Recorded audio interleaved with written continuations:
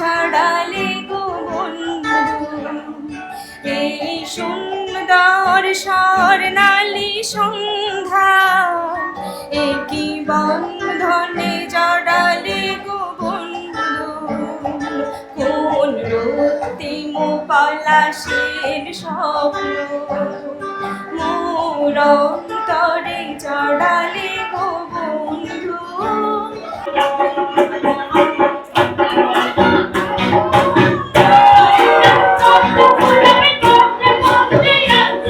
পহেলা বৈশাখ হলো বাঙালির সংস্কৃতির ও সাম্প্রদায়িক উৎসব। এটি হচ্ছে পুরাতন বছরকে মুছে ফেলে সামনের দিকে এগিয়ে যাওয়ার জন্য নতুন বছরকে স্বাগত জানানো হয়। সবাইকে শুভ নববর্ষের শুভেচ্ছা। অনেকগুলো দিন অক্লান্ত পরিশ্রমের পরে আজকের একটা সুন্দর পরিবেশনা হচ্ছে।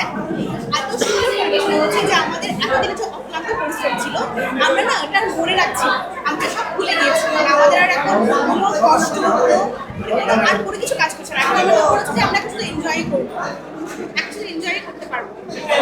আসলে এনজয় করার জন্য আমরা এতগুলো কষ্ট করেছি। আমরা গত এক সপ্তাহ ধরে আমরা পহেলা নববর্ষ উদযাপন করার জন্য কালচারাল টিম প্রস্তুতি নিচ্ছিল। আমাদের শিক্ষার্থীদের অক্লান্ত পরিশ্রমের ফলে আজকে একটি কালারফুল উৎসব আমরা উদযাপন করছি।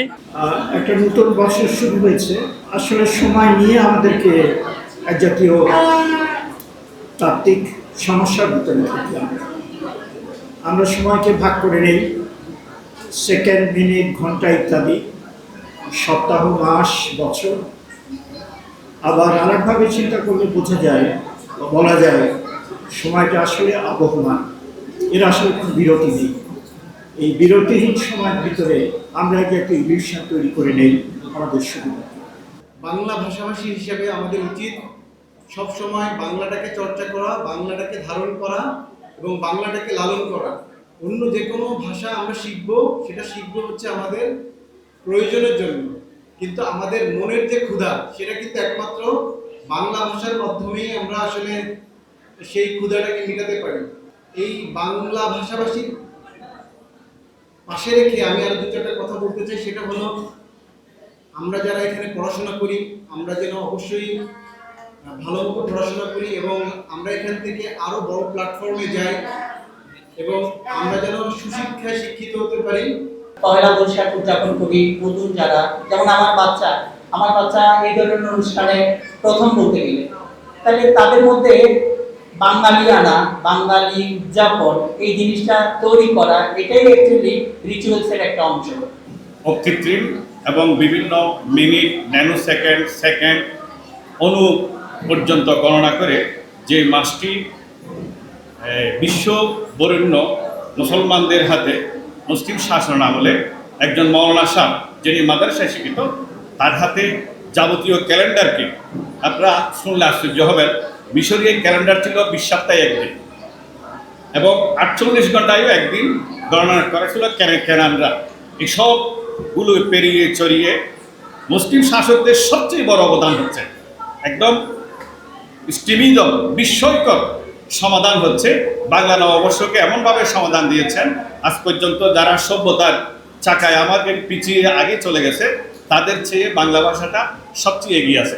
বিগত এক সপ্তাহ ধরে যে আমাদের কষ্ট, যে আমাদের চেষ্টা, আজকে সাফল্য, আমরা সফলতার মুখ দেখতে পেয়েছি। কারণ প্রত্যেক বছর আমরা যে পরিসর পহেলা বৈশাখ উদযাপন করি তার চেয়ে বৃহৎ পরিসরে এবারে পহেলা বৈশাখ আমরা উদযাপিত করেছি। রবীন্দ্রনাথ, নজরুল এবং আবহমান কাল ধরে আমরা উৎসবে আসলে যাদেরকে ধারণ করি, যাদেরকে লালন করি, বিশেষ করে কক্সবাজার ইন্টারন্যাশনাল ইউনিভার্সিটি সবসময় চিন্তা করে যে এই আমাদের যে ইতিহাস এবং যে ঐতিহ্য, এটার প্রচার এবং প্রসারের ক্ষেত্রে গুরুত্বপূর্ণ ভূমিকা পালন করা।